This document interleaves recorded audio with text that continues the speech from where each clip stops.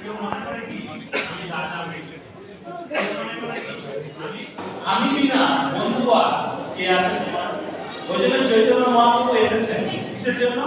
আমাদেরকে যে বারবার এই জগতে অবতীর্ণ হন, হ্যাঁ, কারণ ভগবান নদীতে পিকনিক করতে গিয়েছেন, সঙ্গে সঙ্গে নৌকা থেকে নদীতে লাফ দিয়েছেন, লাফ দিয়ে তার পুত্রকে তুলেছেন, দিয়ে আকবর জিজ্ঞাসা করছেন যে তুমি যা পতিত হয়ে গেছে তার পুত্রকে জলে তুলে দিয়েছে, তাহলে কি ব্যাপার?